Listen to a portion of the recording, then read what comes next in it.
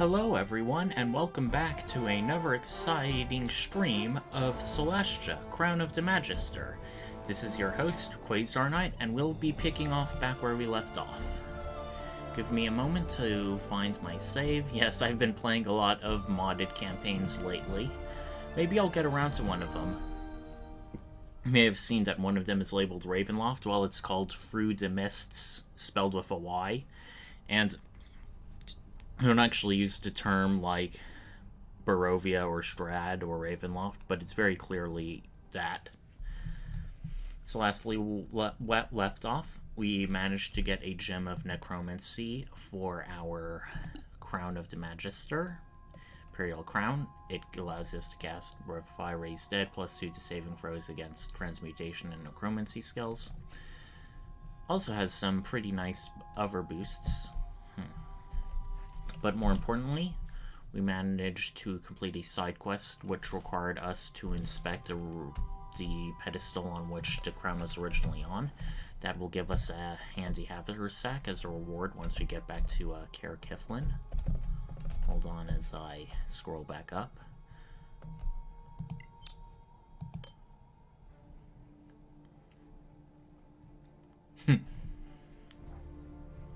I like how it simulates them like manually going through the dungeon, but like super sped up. That's a bit funny. It's a good thing to try and get a haversack because increasing carrying capacity is very good. While in the traditional tabletop and is available as an alternate rule, you don't have to worry about encumbrance penalties until you,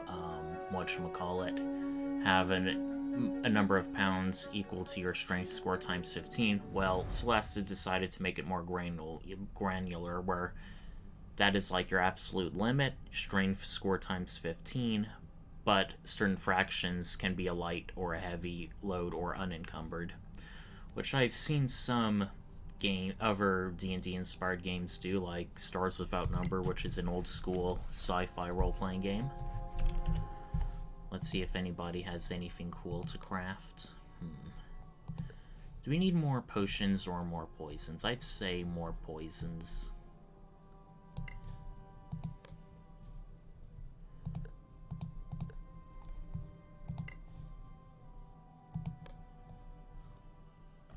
Still crafting a potion of greater healing. Alright. Some editions of D&D said, oh, poison is evil or dishonorable, and if you were like a certain character class like a paladin, your character would be penalized for using it. Well, in wow, 3 days and 3 long rests, well, I suppose we can do it. We have plenty of food. But as I was saying, poison you were often penalized for doing unless you were a certain type of character. In some editions of D&D, it was considered to be evil, and thus not something most parties can do. Well, I think 5th edition, which de-emphasizes alignment in general, sort of got rid of that, but they made poisons very expensive and hard to get. Whereas in this game, they just decide to go, oh, poisons are completely valid, you can use them, and you can even craft them. Because in traditional 5th edition, if you wanted to get poison, you had to actually find a monster who's naturally poisonous, like a viper or some sort of monster like a manticore, kill it, harvest the poison from it. And while poisons can be very, very strong, the fact that it was limited by monsters meant it was pretty much at the mercy of the DM based on what you faced.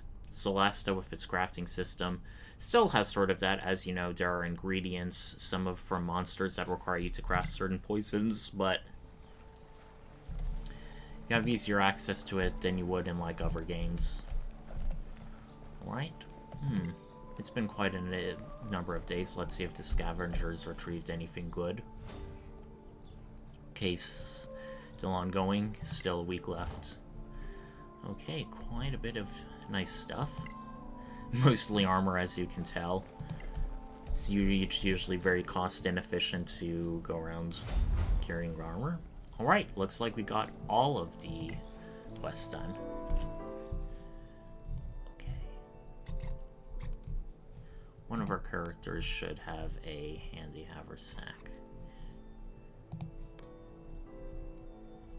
Okay.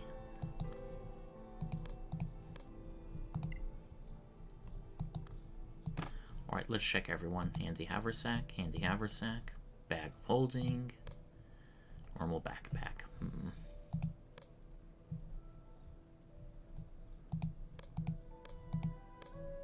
Yeah, both halflings have strength 9. Their carrying capacity would be the same anyway.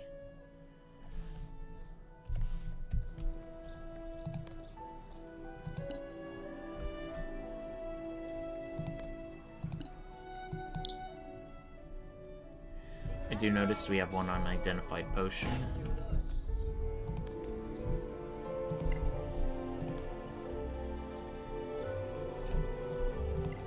Let's shop at Magic and Curiosities.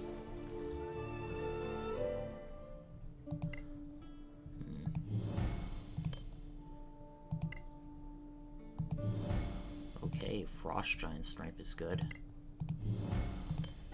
And I really should have had Identify as a party spell. Again, nobody can really use heavy armor. You know what? I forget.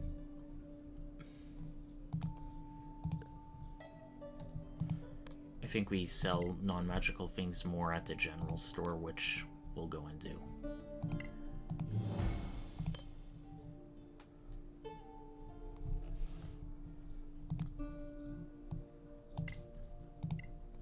Okay, a Frostburn Dagger. I'll definitely have to give that to someone.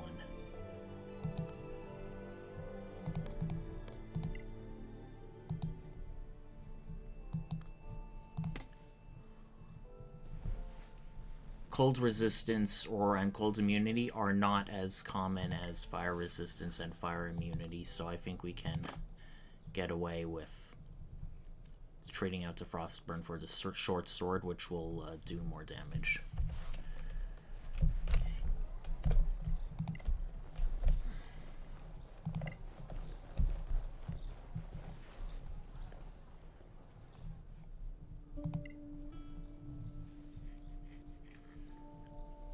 You may notice we cannot sell quest items. That's a good feature the game has. See, we sold at CLML for so much more than at the magic shop.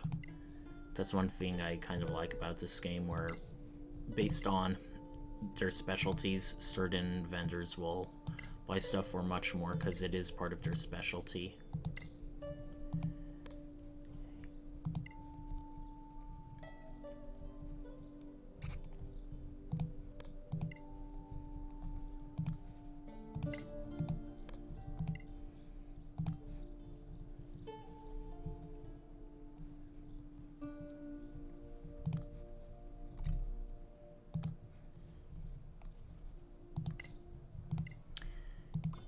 That's good. Is there...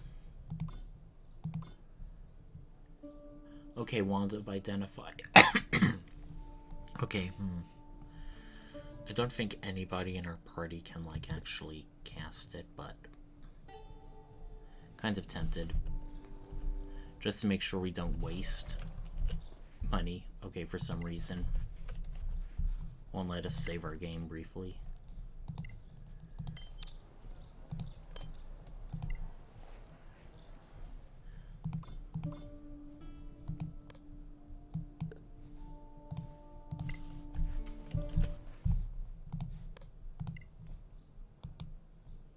Okay, good. Anybody can cast it now. I feel a bit silly just wasting all that gold now, but I don't want to reload an earlier save. Let's stick with the let's stick with our failures. We'll be going dungeon delving soon enough anyway. And here's where we can turn in Agni's bones, that dwarf ghost. Delegate Summer, may we speak with you? Yes, what is it? We have something for you. Or rather, someone. Angby? Angby Cramson? Is that you? Ha! It is, or was. Anyway, I'm here.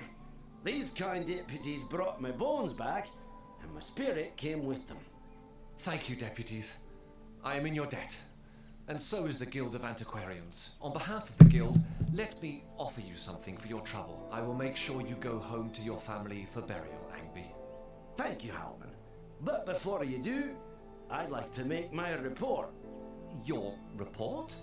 One advantage of being a ghost is the ability to walk through walls, you see. So, after my death, I was able to conduct a very thorough survey of an imperial necropolis. I couldn't lift a pen to write it down, so I'll report in person, if that's acceptable. Well, let me take you to the Chancellor. She will want to know. Capital! We're distant cousins, you know. No, I didn't. Alright. We got a lot more positive rep with the Antiquarians. We are now very high with them. We are also very high with the Principality of Masgarth and the Scavengers. So it's really these three groups that we don't really have high marks with. But we're kind of okay with that because the Antiquarians sell a lot of the good stuff. Okay.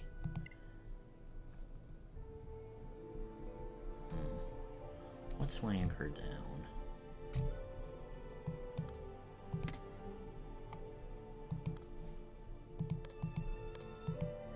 Okay, yeah, he can hold an awful lot more.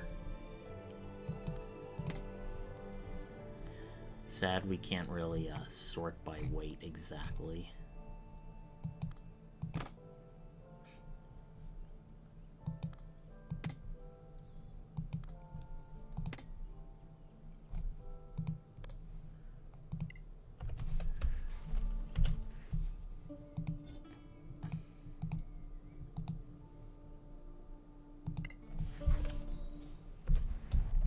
Something tells me I won't be able to speak with Adwin Merton just yet, but let's just try briefly. You were still filling your diapers when I killed my first ghoul. Nope, I guess we're just heading off to the monastery now. Another main quest to go. I really should have bought that one to identify. Right, possible gem location. If we travel, it will be 4 days with 3 long rests, so let's travel to the outpost first. That way, in case we complete anything crafting, we can switch to another crafting thing.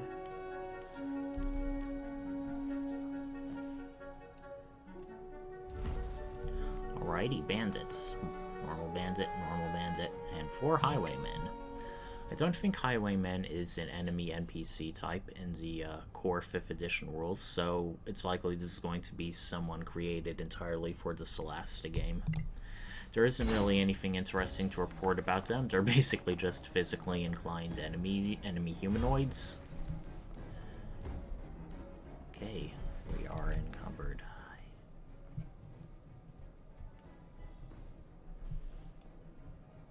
Ah, that's why. All the magic food rations. Okay, that's funny.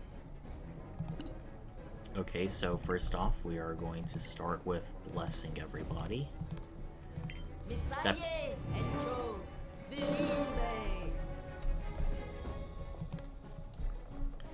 And let's move south closer to 2 of the highwaymen here. Ah. And this Snork is just within melee range.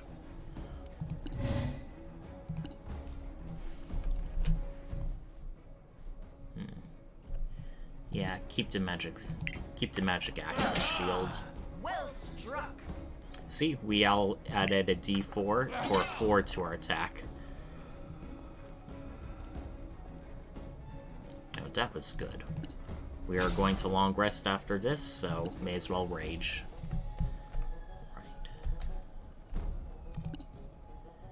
Do we want to do anything specific? You know what, let's just focus all of our attacks, if we can, on one enemy at a time. Ah, go on!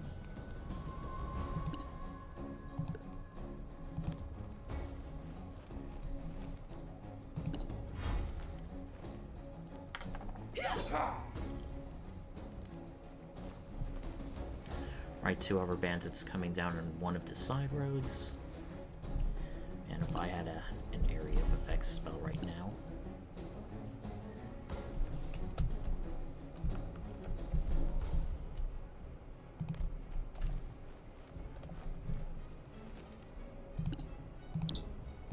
Arcana Encho Minure.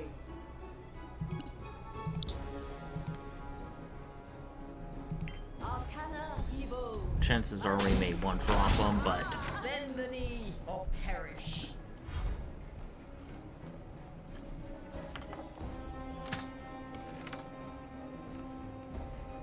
these are literally beginning level enemies. It's just there's a lot of them, but even then they're very easy to manage. Are you okay?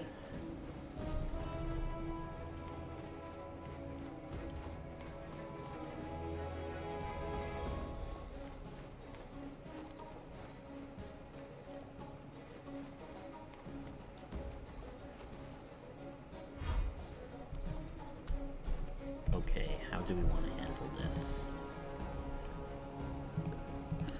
Maybe I should give her the sort of acuteness. At the very least, that'll give her a magic item.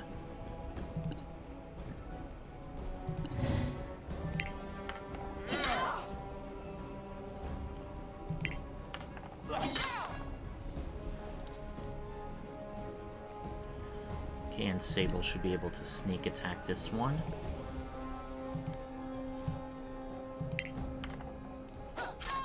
And the winner is me.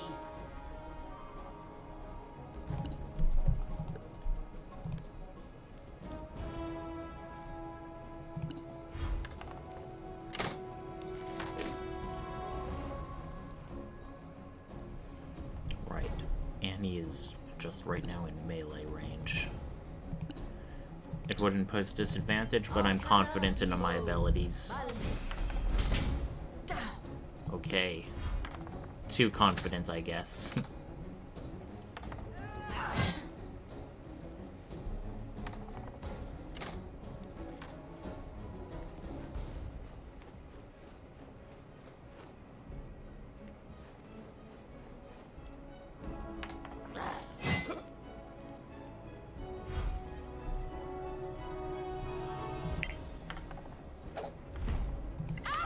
Victory is yours.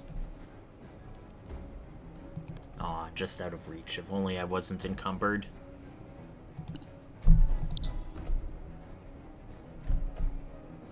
Misaye Evo. Believe.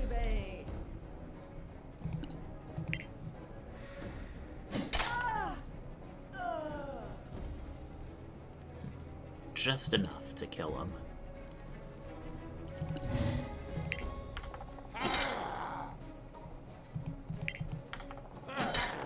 Nobody has your skills. Bravo.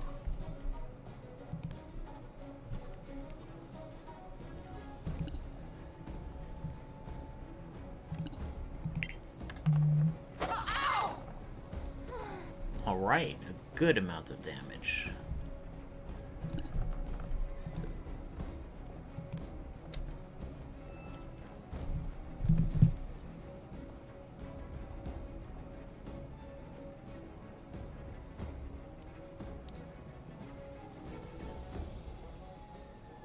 One moment, I'll be back.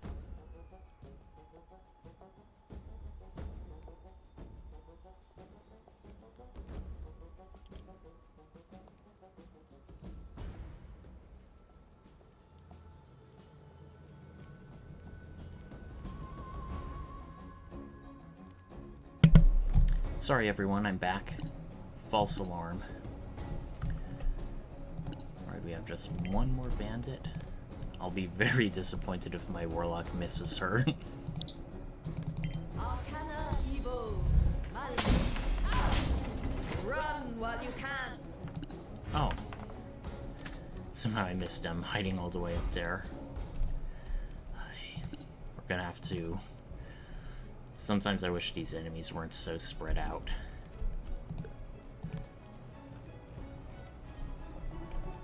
You know, they're like literally holed up all the way over there.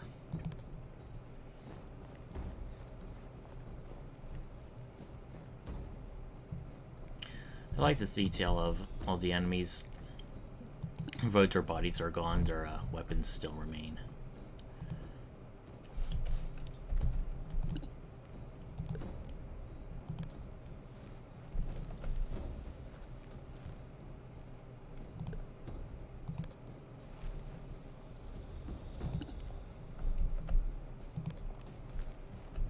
Very least, let's ready in action. I doubt they'll do anything or move within range, but yeah, they're gonna try and hit the dwarf. Take that! Wow, really out of range of even Eldritch Blast.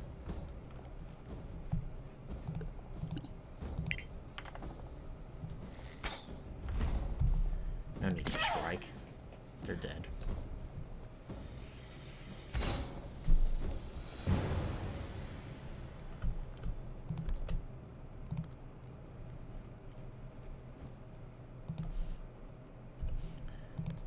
So much food, we don't really need the rations.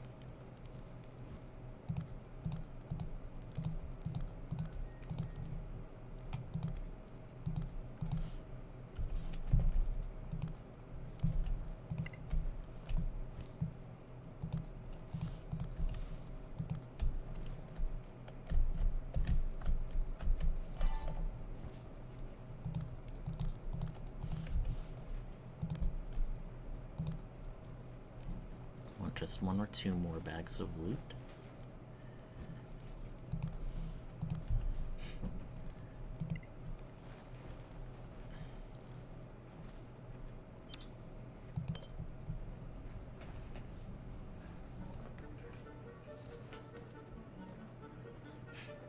Even though we're medium, it looks like we're going really slow. I wonder if that's due to our encumbered status or not.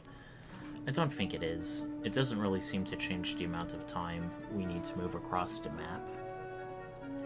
I know in traditional D&D, your movement speed determines your overland movement rate. So if you have... Of course, it's by your slowest party member, which is why so many people buy horses. Because horses, or most horses, either go to 1.5 or double the speed of a regular human. They can be expensive at low levels, but they're oftentimes a worthy investment. Some people have wondered if Solasta would give, like, more sort of like animal minion companion rules. Particularly for, like, a paladin's mounts. And also, like, druids have animal companions. So far, the only really companion characters are either, like, temporary NPCs who join your party for some quest or another, or they are summoned monsters. And while summoned monsters are chill and cool,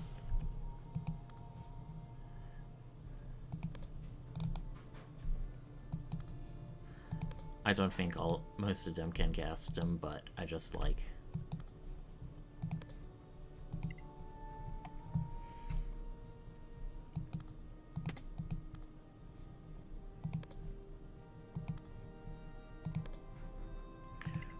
I just really want to get encumbrance off of her somehow if I can.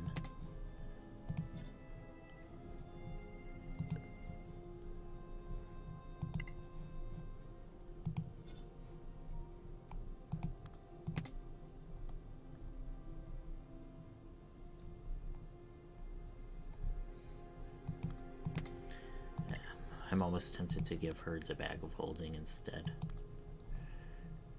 Yeah, I think I will.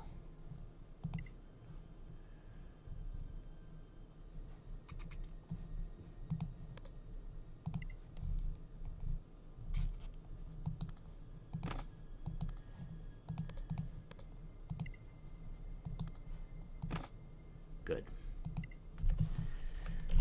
Okay, do we have anything else to craft? Nope, nope, nope. Oh, okay. I'm almost tempted to save up for this, but since we don't have any actual magic items in our inventory right now, it's kind of a waste.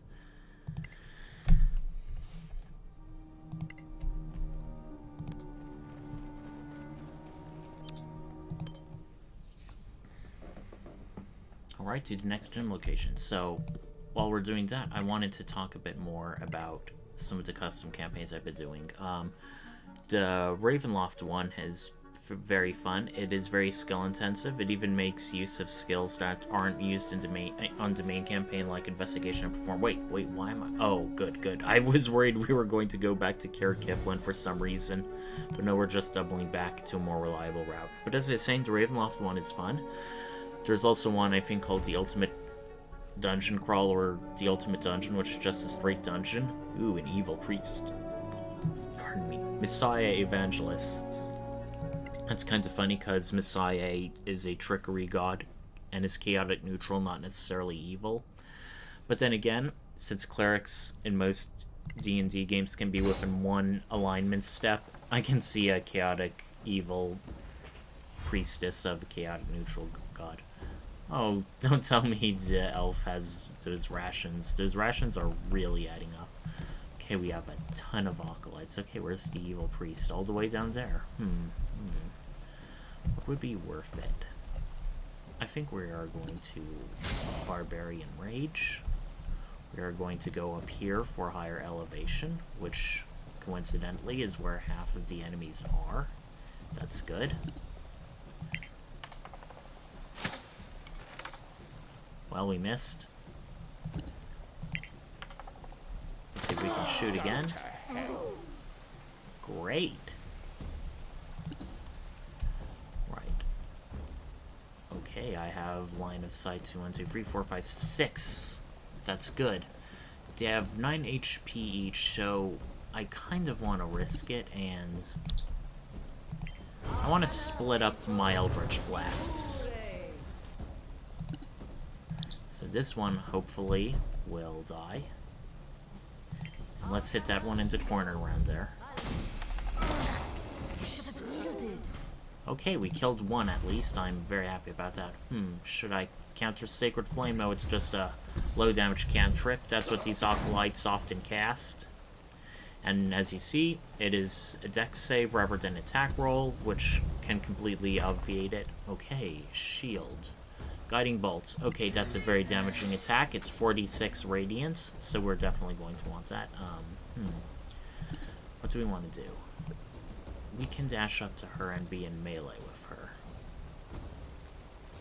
At the very least, I would like to occupy her with something. Perfect. One good rogue combination in this game is to be a 2-weapon fighting rogue, and with your main major action, shove an enemy, knock them prone, and with your bonus action of your offhand, hit them. While your offhand attack, since you don't have 2-weapon fighting as a fighting style as a rogue, isn't going to do much, sneak attack should do the heavy lifting worth of damage.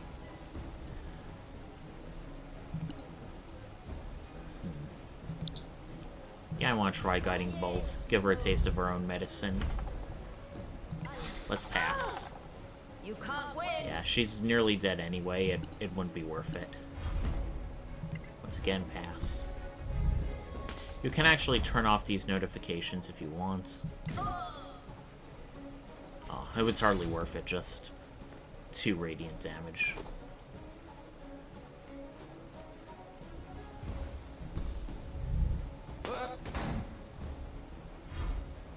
Wow, the damage on that is...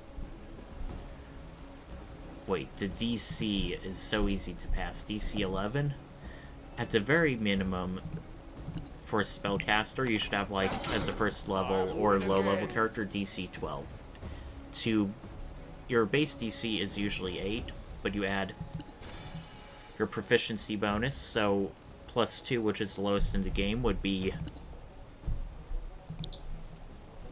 DC 10. Sorry, I was just trying to focus on who I want to hit.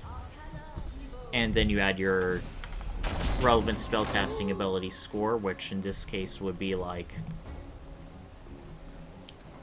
at the very least a 12, because if you don't have a 14 or higher, it's like, what are you even doing? But these characters are enemy NPCs. They don't have to be powerful like normal characters. Okay, let's try and hit her. Good.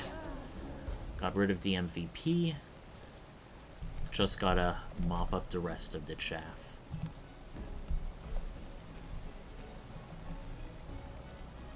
These enemies I definitely know for a fact are human, or at the very least their character models are human, and since we're fighting at night, kind of wonder if, you know, the lack of dark vision and the unlit status should ideally affect them. That's probably why they're casting Sacred Flame. Choosing a poorly lit target doesn't really affect the saving throw DC for spells like Sacred Flame. So sometimes, depending on your build, if you know you're not going to be really great with attack rolls and stuff, you may just want to focus on, like, spells that do, like, DC stuff. Okay, nice. I will kill you. I mean, you're using the incorrect tense, Kiana. You just did. Okay, there's literally just two, and I don't necessarily want to waste my, Yes, I can melee him. Good. You're not going back. Okay. Switch to my crossbow and shoot the last one. Let's hope it kills him. Yes, it does. Alrighty. Oh, it looks like they were fighting with torches. I like that touch. Okay.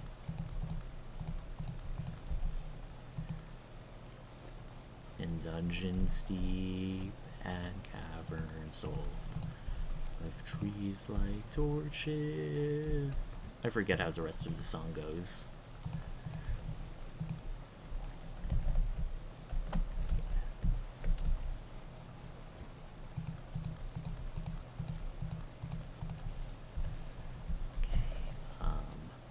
Weird, the head evil priestess doesn't have anything. No droppables. 1, 2, 3, 4, 5, 6, 7. I think we fought like 9 or 10 of them.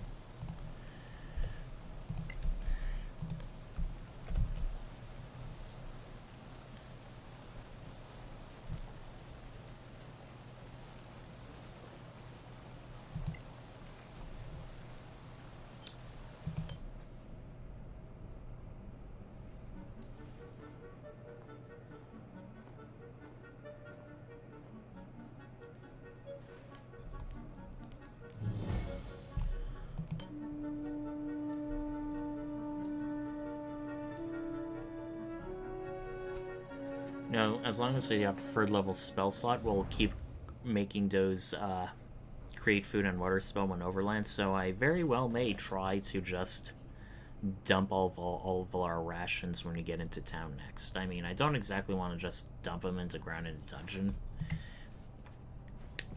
because sometimes this game can be glitchy at times. Like, if you have 0 food, you may not do your character may not always automatically cast a spell for a long rest, so it counts you at your party as not having eaten a meal. Okay, my halfling rogue is a bit short on,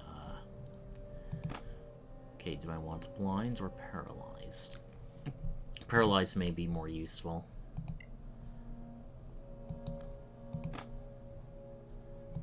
Oh, burning arrows. I definitely want to give that to the right character. Oh, magnificent gauntlets. I get the feeling I may know what those gauntlets are. Again, another burning arrow. Let's try and combine them. No, it's actually a corrosive acidic arrow. And since it's very appropriate for her, let's do, let's apply poison weapons to our melee users.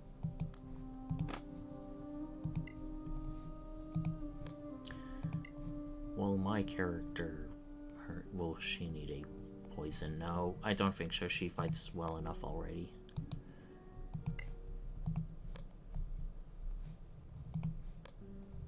Okay, where were those gauntlets?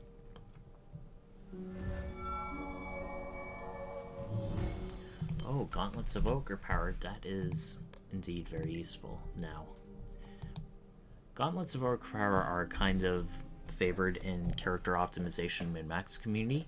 It sets your strength score to 19 while you're wearing them. It requires attunement. So a lot of characters, particularly those who use point buy, will be like, oh, I want to free up my strength score, so I'm just going to put like a point in, put points elsewhere and have my strength score at 8, and then just get Gauntlets of Overpower if I can and get my strength score to 19. So who would benefit the most from this? Of course the dwarf would, and since we don't have any attuned items on him, we may as well take a short rest right now and give it to him. Okay. His strength score was at 16, so it's not like a big boost, but we notice Sable, being our party scout rogue, has heard something. That's a sign of things to come. Wow, look at all of this down here. I wonder what that did. Well, it looks like we can hop across. I get the feeling there may be something waiting for us, so let's try and see if we can sneak up on them down here.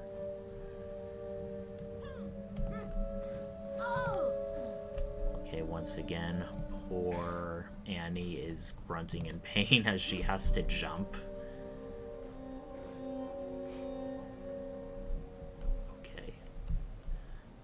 I definitely know there's a combat here. It's a very interesting place to have a combat. Not only do you have rushing water, which limits your ability, you have these various things. Okay, so we can pause the game, which is a good idea. So let's give ourselves some special ammunition. Do you want to poison our weapon yet? Not necessarily.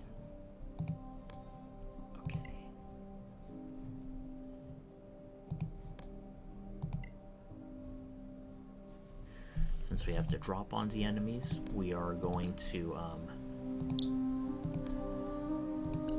hit off a bunch of spells to cast.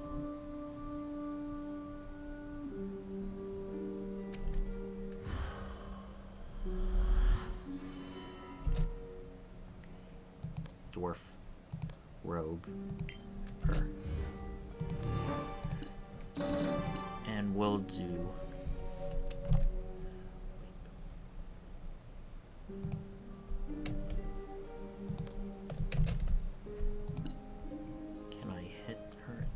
hit it from this. I should have line of sight for some reason. Oh, okay, I have line of sight now.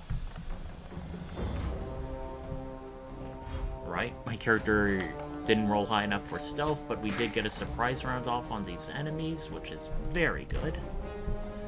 So let's see if we can see where they are. Okay, one's there, one's down there. The tiger drakes can fly about.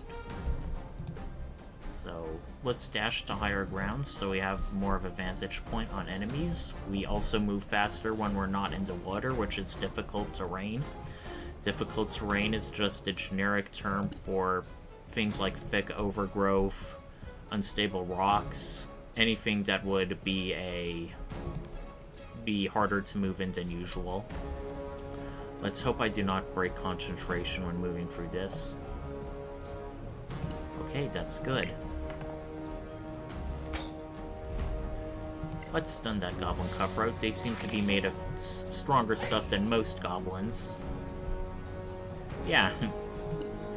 After all these spells we cast, the fact that it's still standing is a good indication that it's a tough enemy. And with Repelling Blast, we can knock that goblin off. I think if you knock enemies into a bottomless pit, it has their loot spawn not in it.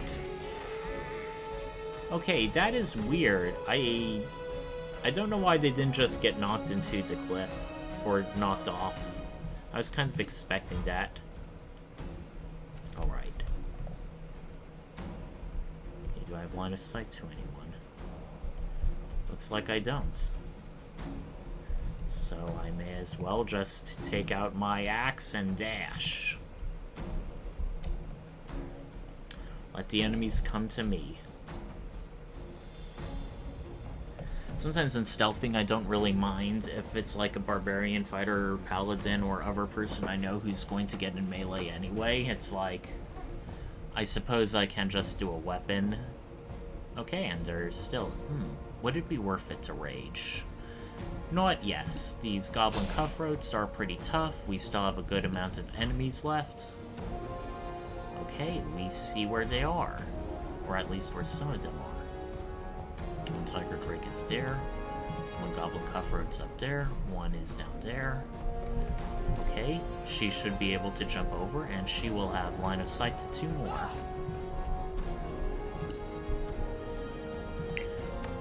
Let's have our best archer hit the farthest away opponent if we can, and they sustained quite a bit of acid damage.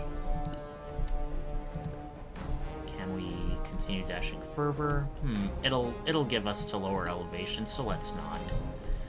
Maybe if we teleported, but as that's a limited use ability, I kind of want to save it for when we may need it later.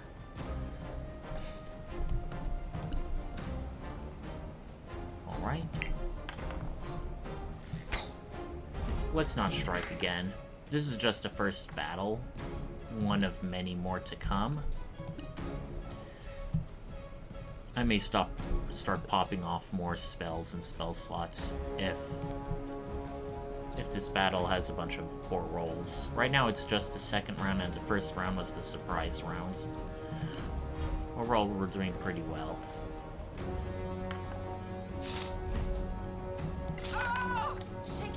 Tiger drakes are glass cannons. They don't really have much in the ways of HP, but they hit really hard.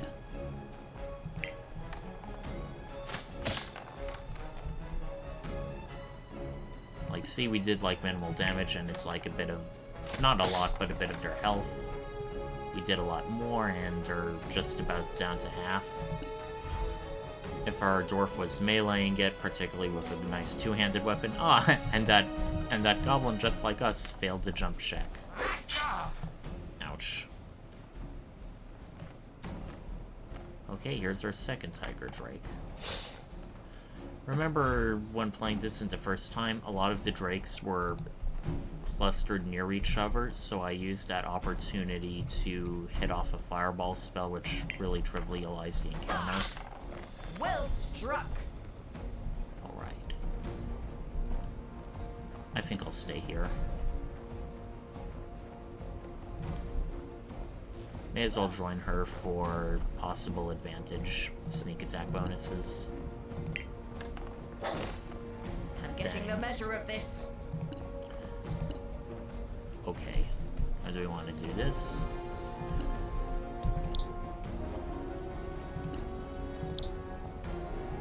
Short rest, so more rechargeable.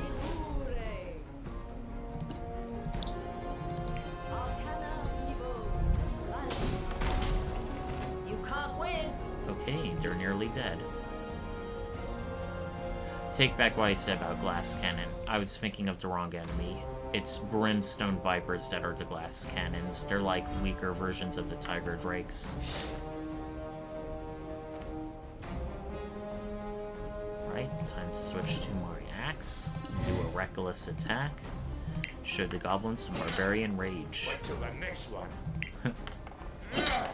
Nice! I think those were double 20s on advantage. That's really nice to see.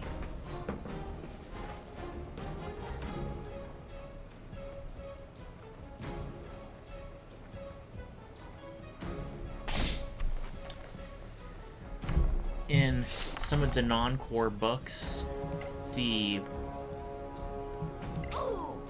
as I was saying, in some of the non-core books, some of the monstrous races like goblins and stuff are playable options, and much like what the goblins are doing, they have an ability as part of the goblin race where I think you can disengage for free. I don't think you can do it at will, it's just something you can do, it's just something you can do a limited number of times, if I'm remembering correctly. Technically speaking, goblins were player characters even in earlier editions, particularly in 3rd and 4th, but they tended to not be the default, much like sort of like playable drow. or playable dark elves because they are often associated with the enemy or the bad guy in a lot of campaign settings. So a lot of times it was ask your DM whether or not this is a playable option. But of course there are cases like, oh, I definitely want to play a little goblin. and sometimes Wizards of the Coast are like, and who are we to not oblige what our fans want? Particularly if it gets us some sweet moolah. Okay, that benediction may have been a waste, but we can just do a bonus action on them the next round. Alright.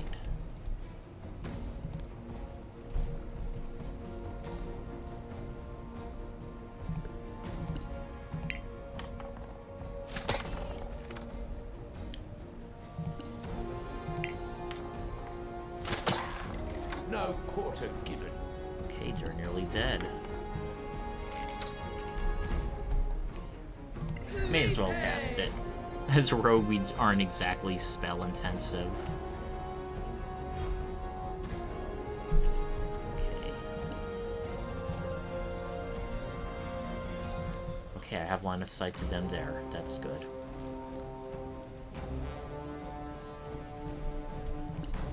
Do have to say I really like the maps for a lot of these battles and encounters. They really encourage strategic movement and cover. I do have to give props to the designers for that. They were probably attracted by something. I mean, asking that question about goblins, it's kind of like, goblins sort of like can appear anywhere. That's the reason why they're so ubiquitous for low-level party members. One of the major things about goblins is they have been known to survive in like even the least ideal conditions, so...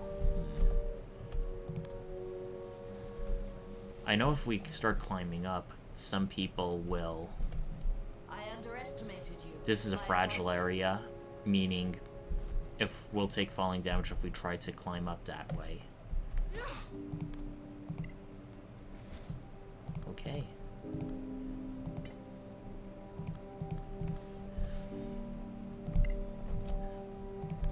Okay. If you see that money there,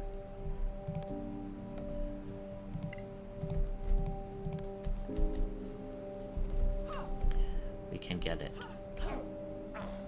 But it may require... That one down there is a bit harder to get. I don't know if there's a path down there right at the moment, but let's see.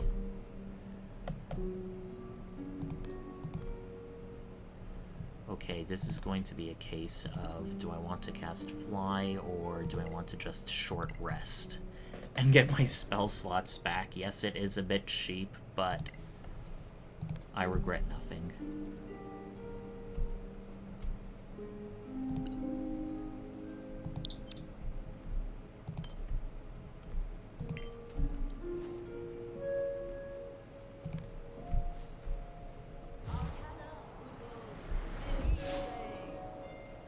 Oh. It was cast unstable instead. Oh well, I guess she has a better carrying capacity, so that works out for her. Okay, just more goblin stuff.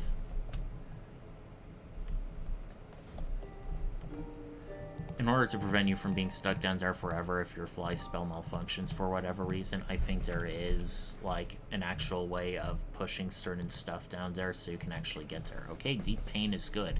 That does 2d8 bonus poison damage, so that makes it really good.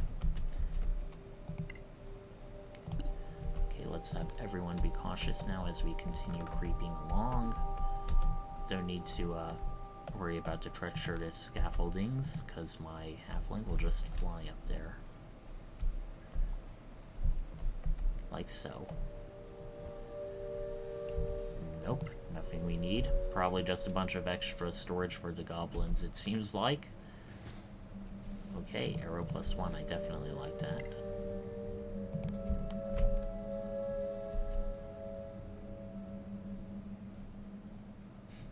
Level 6 and we're still like fighting bandits and goblins. The interesting thing about levels in Dungeons & Dragons is you know how the whole JRPG trope is like going from fighting goblins to fighting demigods at the end of the game? Well, there's always been that sense of definite progression of gradual power, but 5th edition decided to be more explicit with what the different tiers of power for levels are and what they mean. And 5th edition is separated into 4 tiers.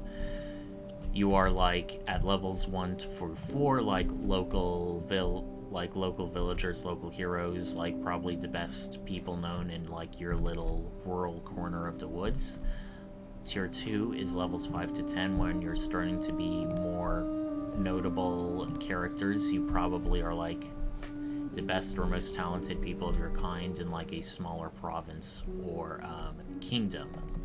Levels 11 to 16, you are definitely internationally or even world famous, and you probably, at that point, you might be warlords, archmages, maybe even like kings or princes and stuff like that. Levels 17 to 20 are considered to be epic tier, where like you are probably some of the most powerful people in the cosmos.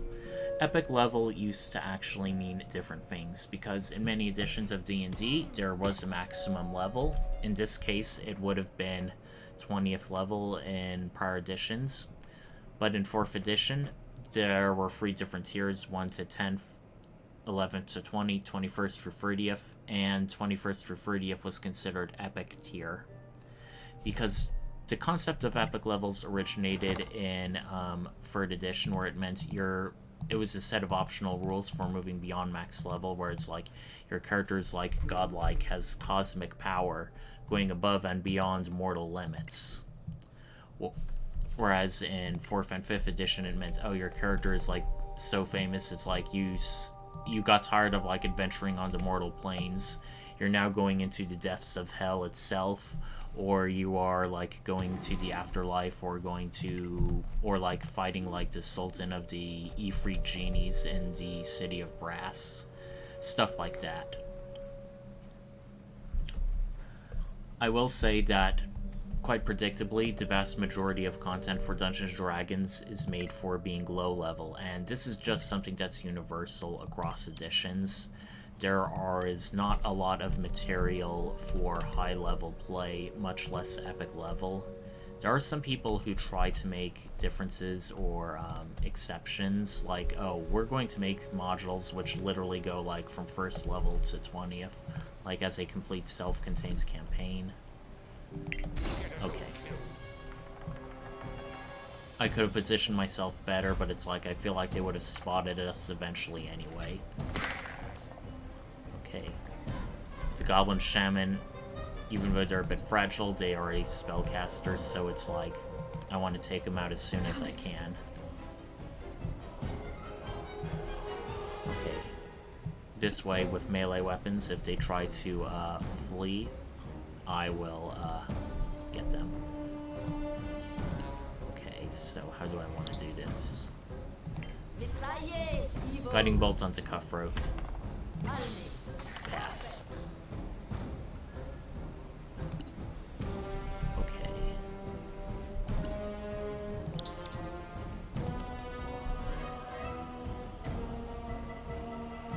Okay, hopefully I still have sneak when I'm, I guess I don't.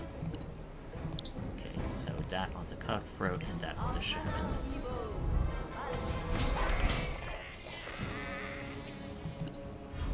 Okay, at the very least we got rid of the Shaman, that's good. There is a second Shaman, but the less of them, the better.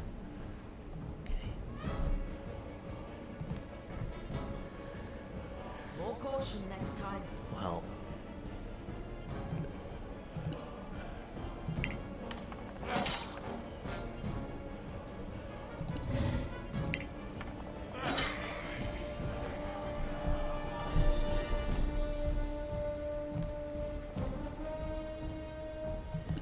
Four of us, and there's 5 of them.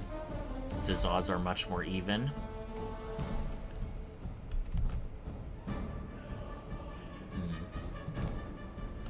To shove or not to shove?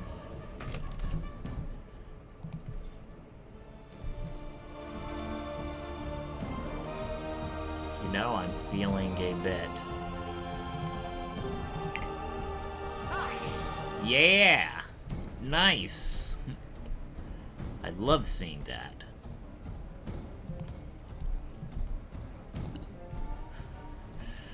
And now I can go up to them. They're prone, so I'm going to have advantage on attack rolls. Masterfully executed. That I like. And now they are dead. Okay, so if I shove another one, where will they fall? Okay, let's go up here.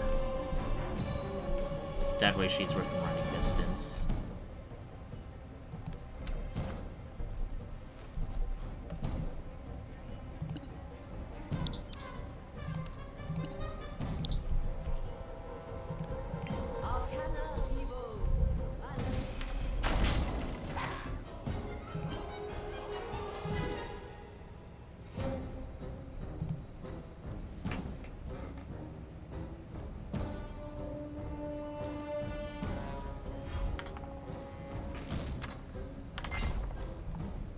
You know what, for a critical hit, let's do that.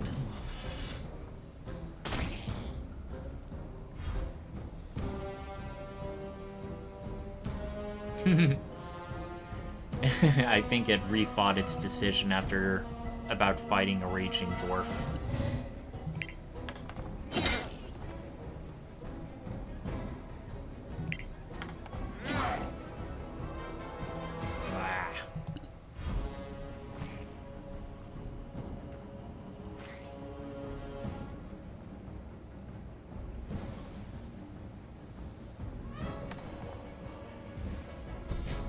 Wasted on a healing spell. Oh well. Or at least healing word bonus action. Oh, they're incapacitated now. I definitely know who I'm going to try hitting. Is it worth it, though? Okay, disadvantage.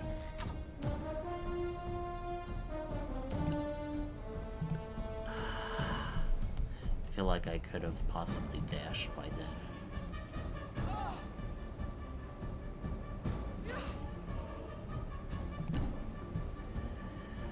Okay, what do I want to do?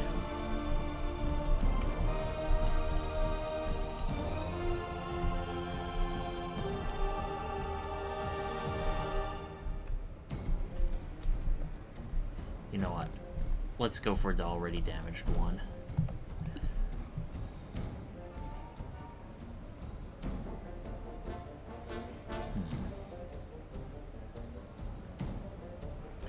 I mean, these are just goblins. I shouldn't really be, These are just goblins. I shouldn't be wasting too many spells, you know? Alright, I am now unbanished. So who do I want to attack?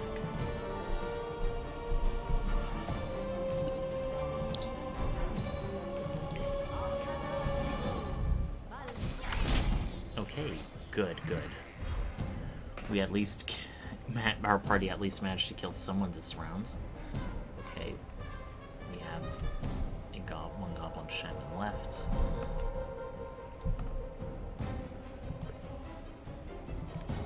Yeah, I want to do that. Incapacitated. Unable to take actions or reactions. That's even worse than prone.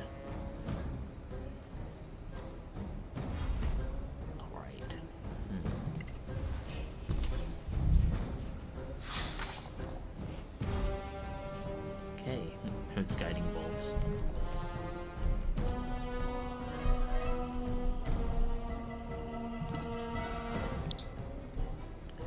Oh, I can't go and hit him anyway. Go on!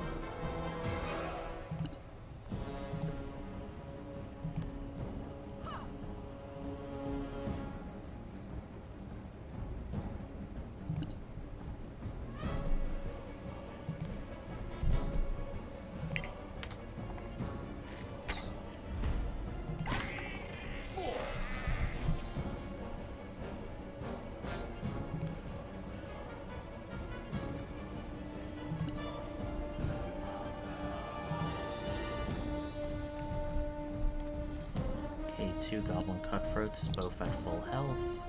How do we want to do this?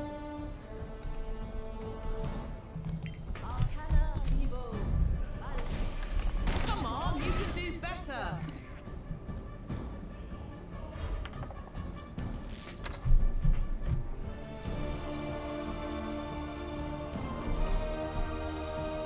Yes, I can melee him.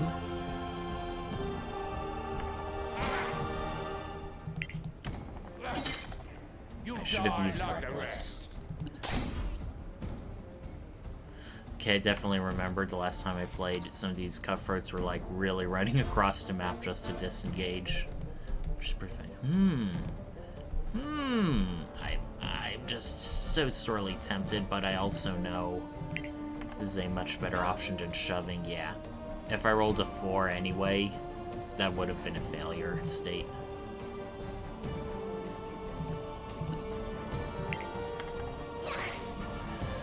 Such terrible rolls, even with such big modifiers. That's a real shame to see. Just hoping at the very least we can kill this goblin. That'd make me feel good. Okay. Very good indeed.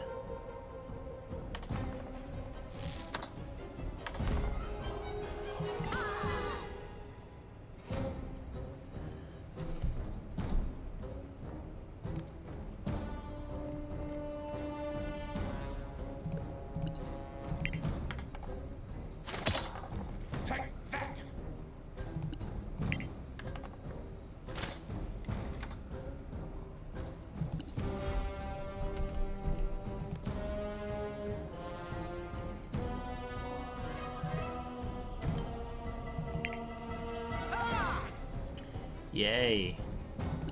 That actually worked.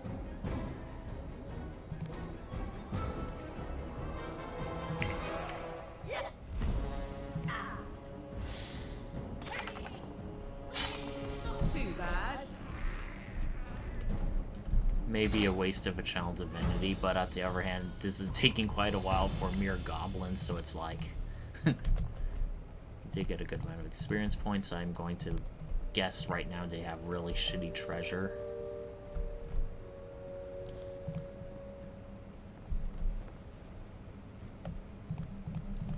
Yep, very shitty indeed. Why am I climbing up over that just to get there? Okay, antique holy symbol, journal, and a small box. Nice, I like the sound of whatever this is.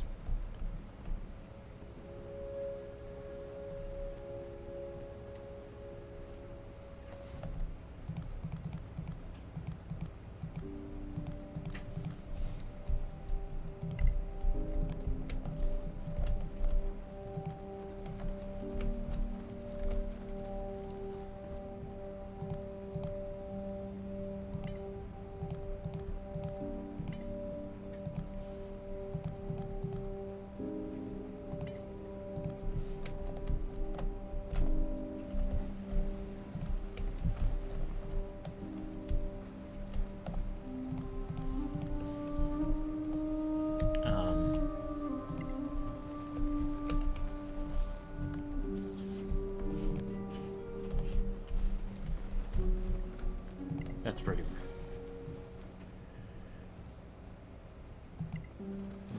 1919 to 2013. Oh, these are probably the Kickstarter backers.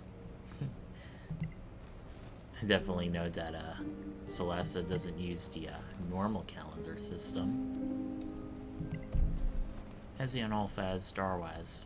I could be wrong, but those sound kind of like Turkish names.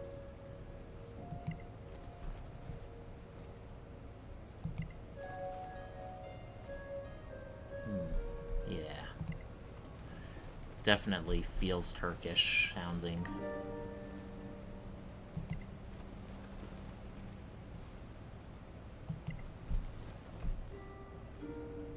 I could be wrong, though. Probably like some Near Eastern culture. Okay, a mausoleum down there, and More baskets and stuff with unknown contents.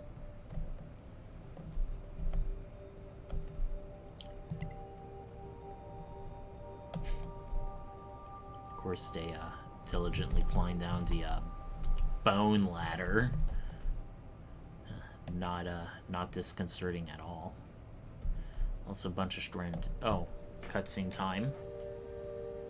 That's the only Solastan building in the neighborhood. That must be it. Better be sure. And then we magically teleport all the way up here. But I don't want to. I'm not interested in that yet. I'm interested in this hidden bag.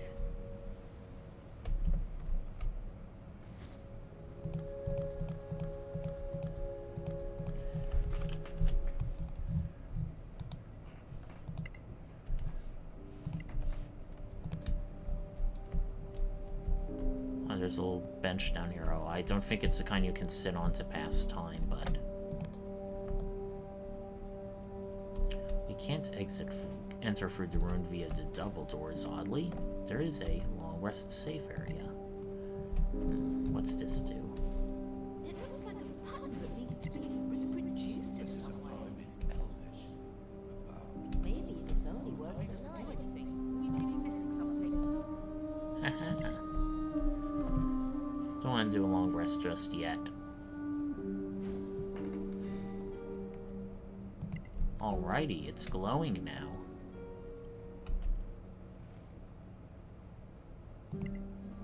We gotta click on the individual pillars.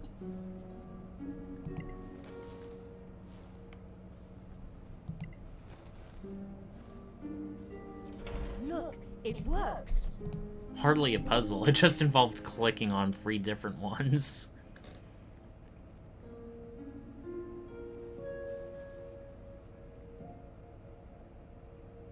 Who art thou? Old Elvish? We are friends, my lady. The master sent you? Which I guess master? Old Elvish is like Old English. Dare what? Come outside and look around.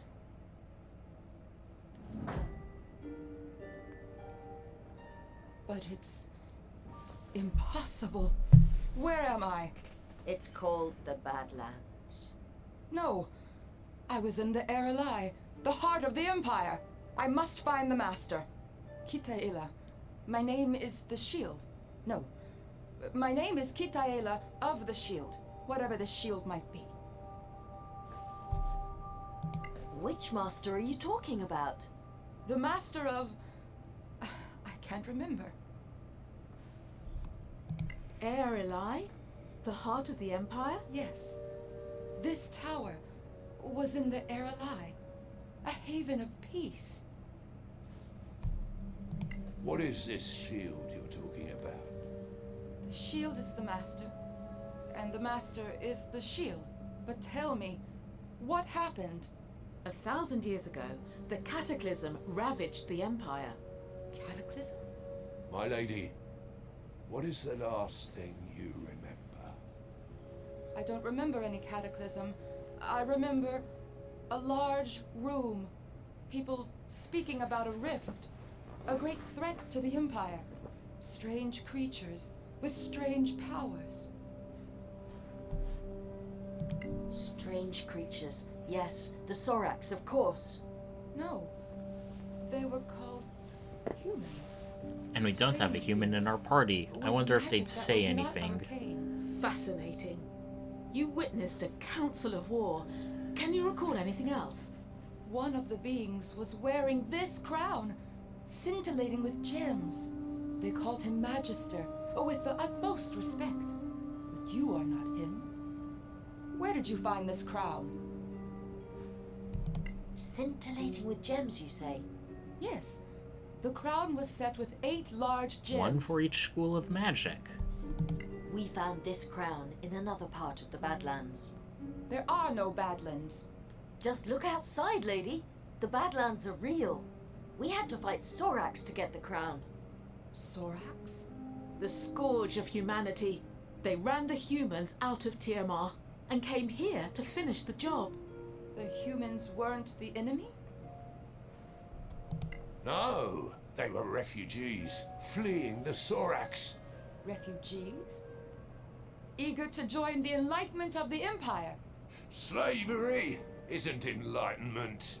Those days died with the Empire. Silence, wretch! The Empire can't be dead! The Empire died with the Cataclysm. And even if it galls me to admit it, it saved Solasta from a horrible fate.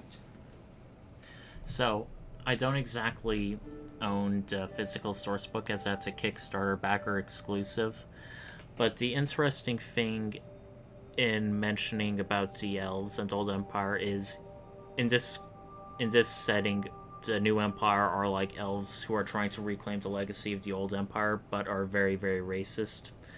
The Old Empire, as you can tell, were elves that practiced slavery. One other interesting thing I noticed when mentioning about magic that isn't arcane, I may have mentioned this in a prior thing, but magic in Dungeons & Dragons tends to be divided into two distinct types. Arcane, which is like magic of wizardry, warlocks and stuff, and divine magic, which is like clerics and druids. With the exception of the warlock, divine magic is considered to be religious, like miracles of the gods, and arcane magic comes from elsewhere. Depends on the setting, but sometimes it can be like an elemental energy force from the planes, or a more scientific type of magic. So, just from this speculation, the idea that the elves of the Old Empire do not practice divine magic or don't recognize magic that isn't arcane implies they may have been a godless empire, or one that just doesn't rely on the gods. Their combined forces assaulted the rift. There was mention of the rift in the Eralai. They managed to close it, but triggered the Cataclysm, ushering a dark age. The Dark Age. Those Badlands you mentioned. Yes. 1,000 years rebuilding after near extinction. It can't be! I still feel the Master, and I must find him. Times have changed since you last traveled in the Empire. Still, I feel the pull. The pull? Yes. A pull to get to the Copper Veil of Remembrance. Take me there at once, and I shall name you favored servants. Oh boy. Copper Veil of Remembrance? Favored servants. A fortress What a and place of reward. rest for fallen heroes. Roughly in this direction. Copper? Fortress? Sounds like the Vale of Copperan. We are no one's servants, favored or otherwise. Traveling companions, then. You can tell me of this cataclysm on our journey. You seem very certain that we'll go with you. Of course. You wouldn't let a lady cross those Badlands alone, surely. Alright, new party member. Kyphelia. My beautiful river. Broken and stained. The pull. She can fight with... I'm coming. She can fight with a dagger, and she deals an awful lot of damage with it. +6. Either the daggers are magic, or she has a super high dexterity. Unfortunately, her spells aren't really much to write home about, so this is pretty much an escort mission. That's one other thing I like about Solasta, the Lost Valley, which there aren't really any like plot-critical NPCs where if they die, the game is over. In that one, anyone can die. And while it can fail some missions, there are multiple factions and multiple endings in the Lost Valley, so it's like, oh, if you end up having to reload a save because an NPC died, that is entirely up to your choice. The game doesn't make that choice before you. It's kind of a shame, even though it is much more recently released in early 2022, that the Lost Valley doesn't seem to get as much talk or attention as the main campaign. On the other hand, that is to be expected. But I'd say give it a few more time, because I definitely do see people speaking positively about this game. Okay, so here's what we're going to do. We have one more first level spell slot. Who do we want to have flying? I'm considering almost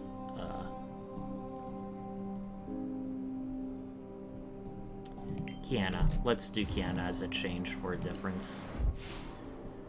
And let's bless everyone. Now, let's use our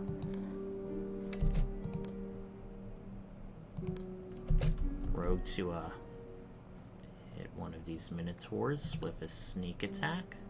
Need to do better than that.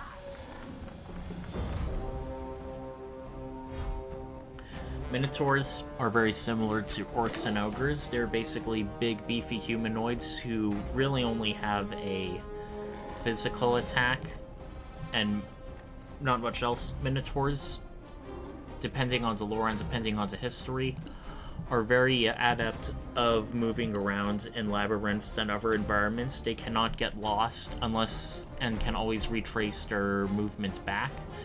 So the only way they can quote-unquote get lost is if they're, like, knocked unconscious and transported to somewhere they have never physically seen before. Which, oddly, when Minotaurs are a playable option in certain settings, makes them very good tracker, ranger, scout types in that case, even though they're more physically strength-based. Another thing about Minotaurs is, even though they often fight with big, heavy melee weapons, they can also gore as a natural attack, but they need a minimum amount of space in order to run, because they don't do the bonus damage with their horn attacks unless they get some momentum. So sometimes being closer to a Minotaur is safer than being away, because otherwise they can get that bonus damage in. Oh well. One other thing about Minotaurs is, in the Dragonlance setting was, I think, one of the first ones where they were a playable option rather than, you know, mere NPC monsters. In that case, they were like part of a Klingon-style warrior society. They were also seafarers and had a big, grand Roman-style empire among the eastern islands of Ansalon. They were lawful evil, and they did work with, like, the big bad empire of the Dragonlance setting. However, they were still a fan favorite. In one of the more popular side stories, there was a character named Kaz the Minotaur, who is beloved by a lot of Dragonlance fans. Also, for the upcoming 5th edition work on well, not upcoming, for stuff like third-party Dragonlance 5th edition stuff, the Dragonlance Nexus, who is the biggest Dragonlance fan site, are planning on making a source book that's all about the Minotaurs of that setting. So yeah, there's some interesting Minotaur facts. Okay. Aw, not enough to kill him. See? They were doing a charge attack, but thankfully they missed. Let's see if this is enough. Yes, it is!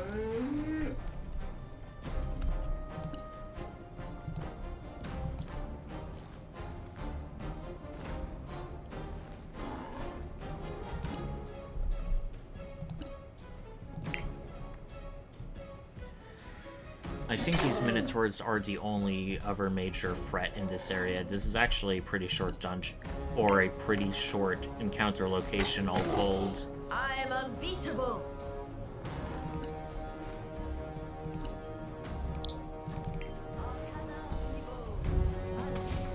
Really just 2 groups of goblins and these Minotaurs, which are, like, sort of optional. Oh, glad I did Reckless. I would have got that natural one otherwise.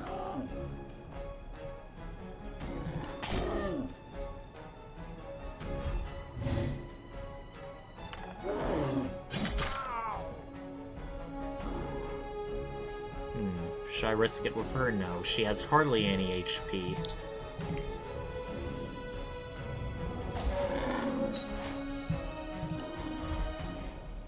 Okay, looks like I'm gonna get my sneak attack on. Alright. Ooh, looks like we got some sweet, sweet loot.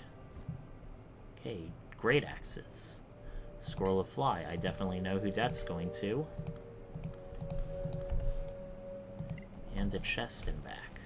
I wonder what it can contain. Mage Report, Strange Oil, Troll Canvas, Holy Symbol, Amulet, Imperial Mage Report, blah blah blah. They're looking for a magical construct and strange rumors, sighting of creatures that are burly like dwarves. Looks like this is the first encounter with the humans.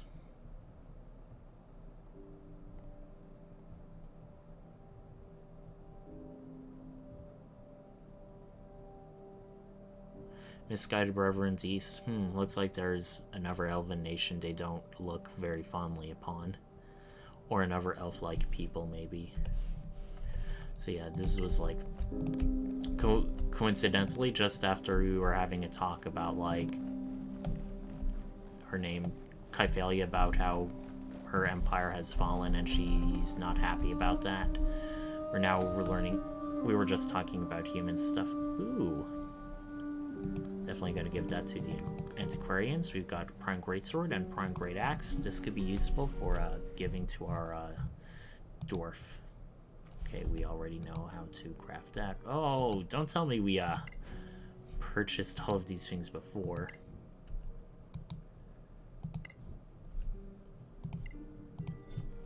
Speaking of crafting, what can we make? Okay. Lightbringer Greatsword, Doomblade Greatsword, Greatsword of Acuteness. So Doomblade Greatsword, you add 1d6 necrotic damage for a save to negate. Greatsword of Acuteness is +1 general to attack and damage. Lightbringer is +1d8 radiant. Okay, so we already have a radiant Greatsword. We also had 2 Jew gems, so we have multiple ways of doing radiant damage thanks to our clerics. So I think we're going to do something that can do necrotic.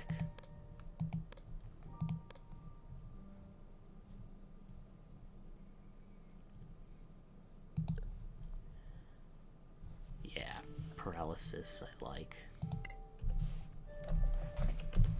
Okay, is there anything else in this area we really need?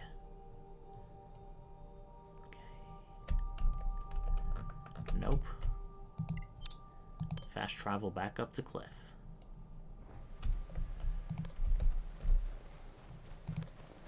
And we are out.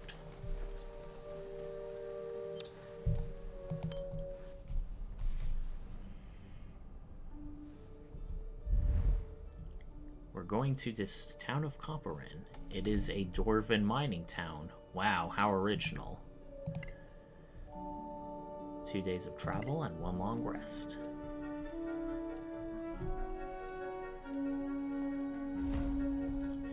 As you travel through the Badlands, Cathalia asks you to stop near an old ruin. So while we're traveling, Cathalia is going to initiate these like little mini encounters where we visit areas and she tells us a little bit about elven history and stuff. These kinds of things don't really happen by default when traveling with NPC companions. It's like a little fun little neat thing they added for the game. Since this is the beginning of a long rest, we want to Cathalia.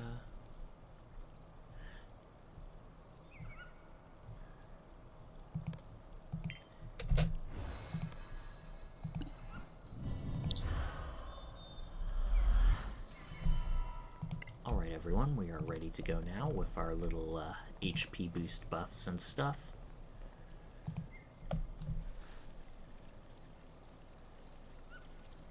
Yes.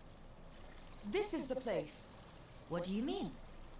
But it's impossible. How do you feel? I propose we set up camp and get some rest. I don't think that's a good idea. I must find the Master. Shouldn't we just go to Copperan? I say we go. Yes.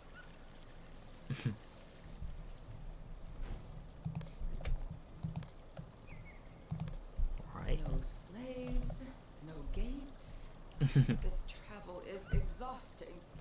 Now you may notice there's a chest down there, and while it does have good stuff, we aren't going to get it immediately yet because there's some stuff up ahead, or rather an encounter, and we don't want to give our enemies a high ground advantage.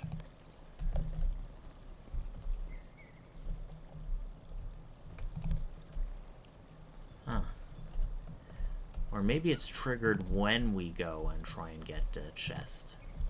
Yeah, I think that's it. For some reason it's not showing our dots as we go down.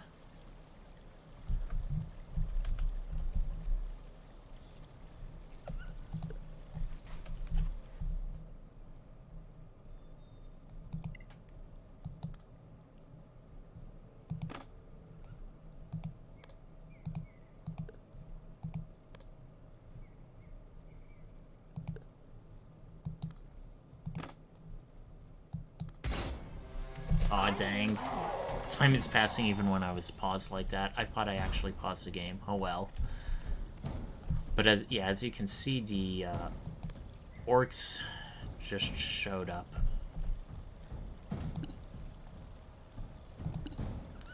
Wait. Yes! Fireball.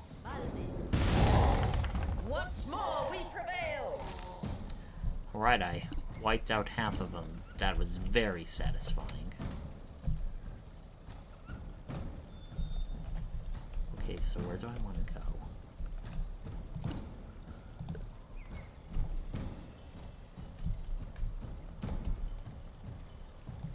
Okay, I'm going down here. I'm still in sneak attack, but I do have line of sight to someone.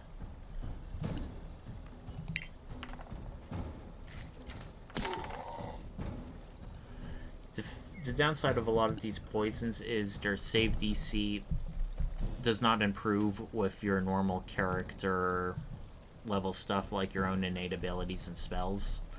And oftentimes the DC is low, so... Okay, he has hardly any HP left, so I think I'm not gonna waste a spell slot on him yet.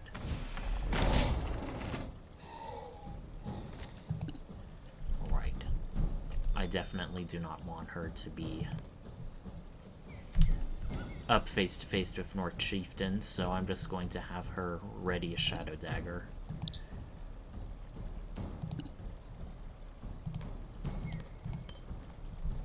And we'll move our dwarf up. In certain prior editions of D&D, dwarves got a whatchamacallit, a bonus on attack and damage against certain enemy types that dwarves are known to have an enemy for. In cases like this, it's either orcs and giants. Similar thing for other enemies like gnomes, I think got bonuses when fighting kobolds. I think 5th edition did away for that concept for a multitude of reasons. Not only because orcs are just like one type out of many, and giants are like one small type out of many different creatures. So you may not always see that ability be useful, but also I think they sort of wanted to,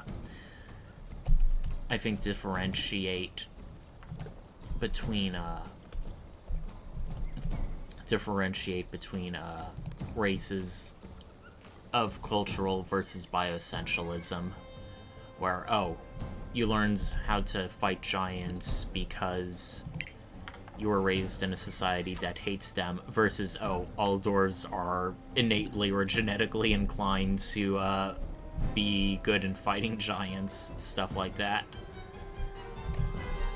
There's also the fact that, there's a lot more different kinds of D&D settings out there, all with their own lore and world history, so sometimes the idea of like, maybe in this world, the enmity between dwarves and orcs or dwarves and giants may not make sense. So I think that's one of a reason why they want to de-emphasize that in 5th edition.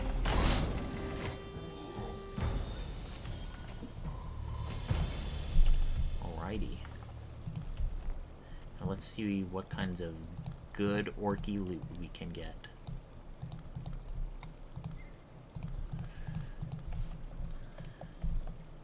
Alright.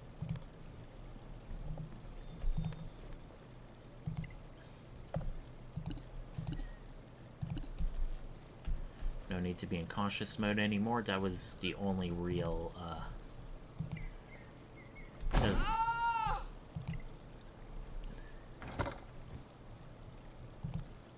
Okay, magnificent studded leather armor. Oh no. She is over encumbered now. Let's let's examine what that armor is You're impressively fit. with our trusty wand of identify.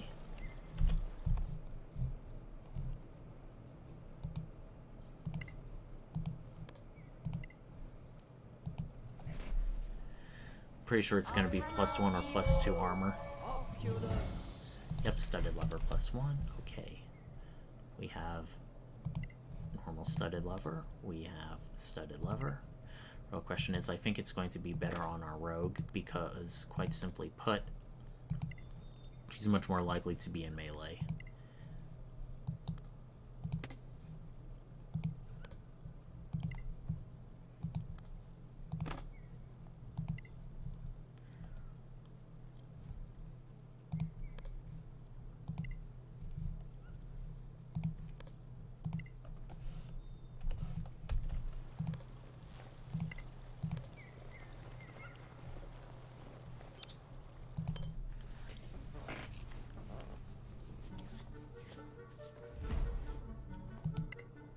An old Imperial prison. I smell a dungeon crawl. Unfortunately, it's going to be a rather underwhelming dungeon crawl, unless this game throws a curveball at us between playthroughs. This is the place. I have a bad feeling about this. Where am I? Are you kidding me? I must find the Master. Are you okay? Yes. We just want to help. He's crazy. All right, let's just keep going. The characters are just so, whatchamacallit, just so, straight and to the point. Humans don't look that bad. They smell a bit, though. We have a locked chest. Although we do have a scroll of knock, I am going to, save scum. So yeah, this is the entire dungeon, just, a locked chest. Okay. So we want to cast guidance on Sable. There she is.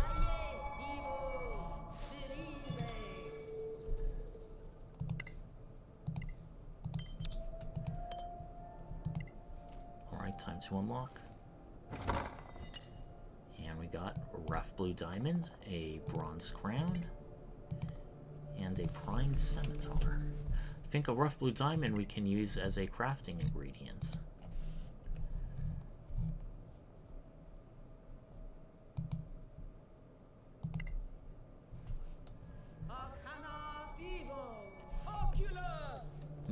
Just a regular bronze crown. Oh well.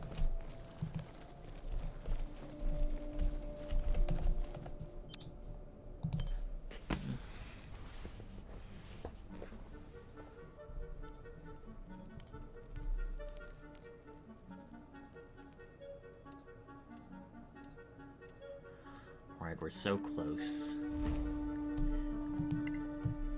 A caravan. Even though it's unexpected, it is another scripted event. It's not going to be a typical, like, oh, we're attacked and ambushed. It's sort of like also a little mini plot line, which I kind of wish there were more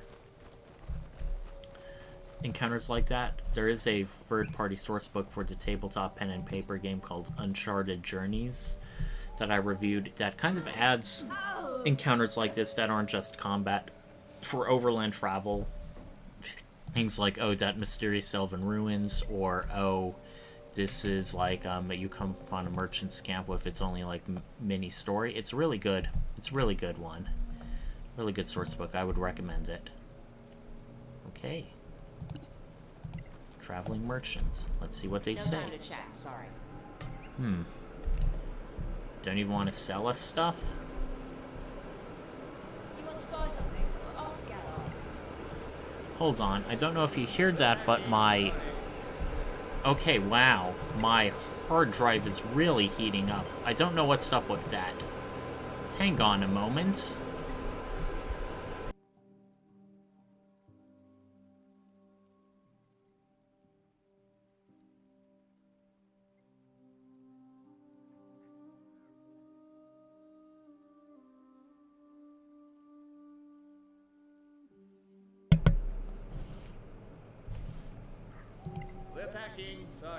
Okay, it sounds like my hard drive has calmed down. Usually it's really rare for a game like this. Busy. Go see Garo. It's usually when I'm playing a much more graphics or memory-intensive game like Cyberpunk 2077 or... oh, combat. But yeah, this game isn't exactly the most intense on your computer, unless you're somehow fighting a bunch of enemies at once.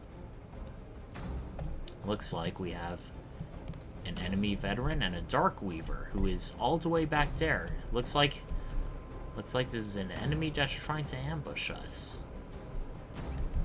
But we're too smart for that.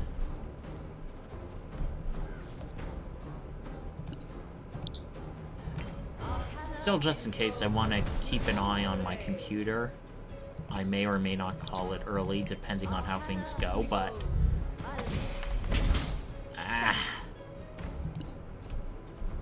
I hate it when it does that.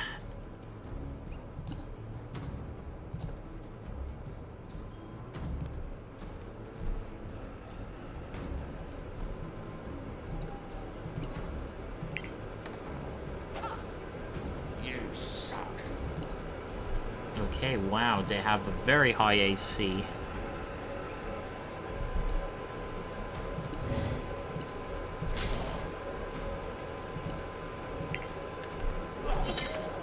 That's the way. Nice critical hit, and a nice miss. Or a not so nice miss, as I'd say.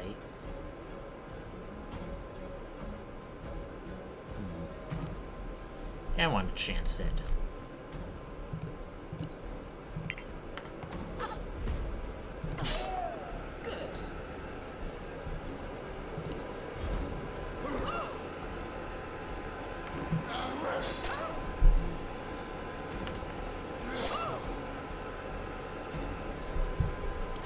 Okay, what can she do? Her Shadow Dagger isn't very hot, so I'm just gonna... oh, I guess her dagger's melee only for some reason. That's weird.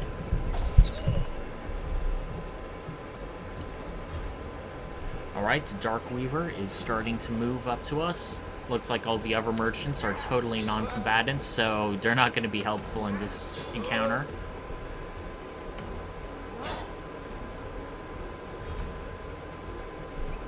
Hey, looks like their short swords have some poison or something. I hope my voice can be easily heard over this computer, or this hard drive. It's really humming up a storm.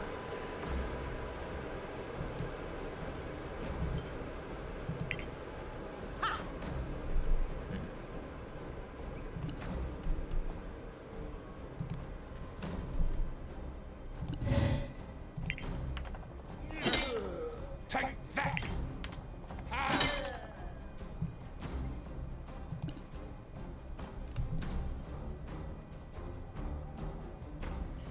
You know what, I feel a better use of her casting would be this and this.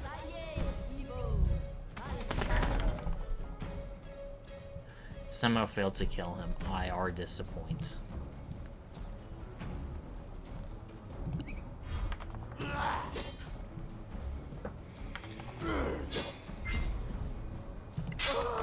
If it doesn't kill you.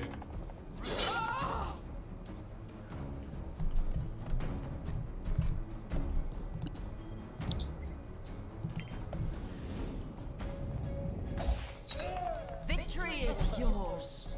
Thank you.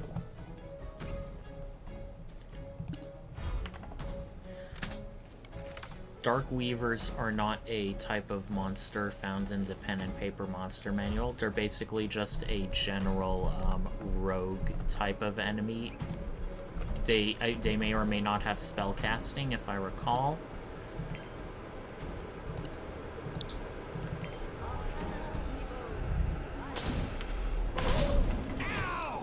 Nice. Knocked them to at least a slightly lower elevation.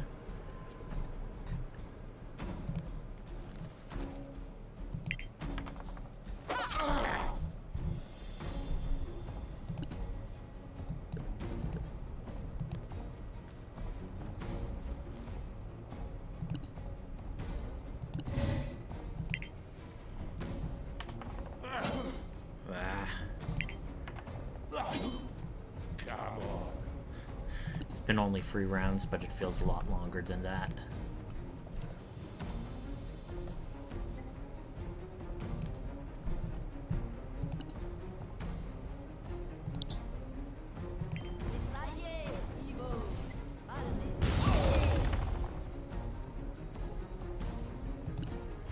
Yeah, Dark Reavers have a shit ton of HP, I remember now.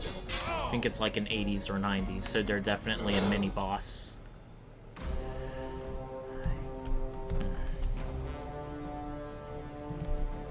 May as well help the dwarf.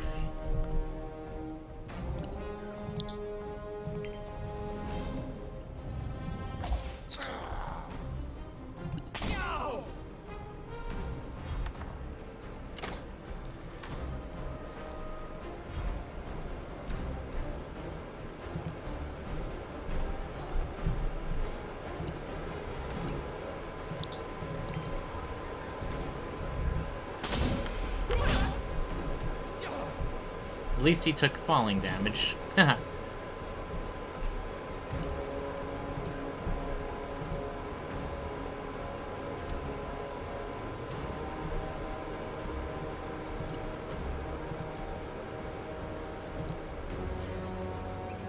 know what? May as well. Not for this round, but more for the next one. Yes. A crit. And a miss. Story of my life for this encounter.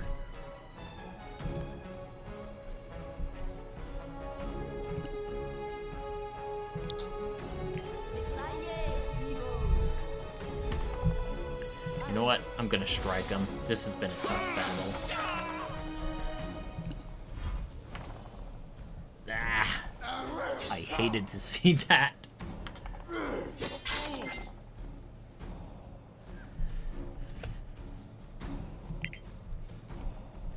May not be smart to have her go up in melee, but at this point, yeah, it's better than her dagger.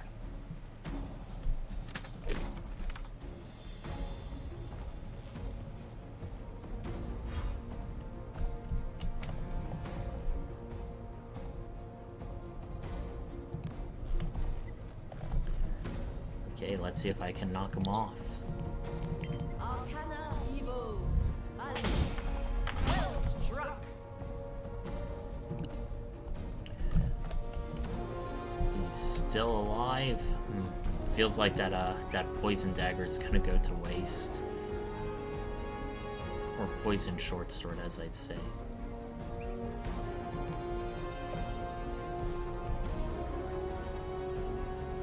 Oh well, it's not the only one I have.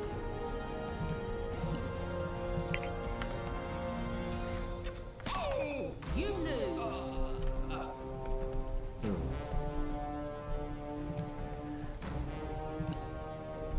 Oh, I have an idea. Let's lure the veteran all the way down here. Since he just provoked the opportunity attack, Kyphalius should be able to safely run away.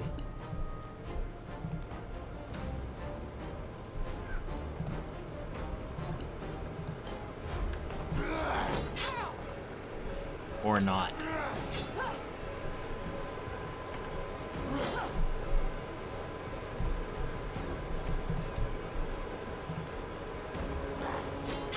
He has a second opportunity attack? Seriously. I feel like the game's cheating at that point.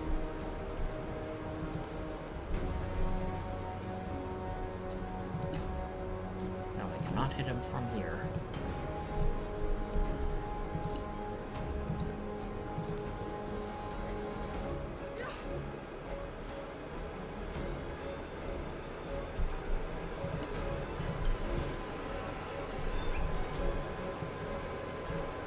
Alright everyone, my computer is just, for this particular run into game, is just way too loud. We've also streamed for an hour and 45 minutes, so we still made some good progress, so I think I'm going to call it a night right now. Anyway, it was fun everyone. See you all next stream. Quasar Night out.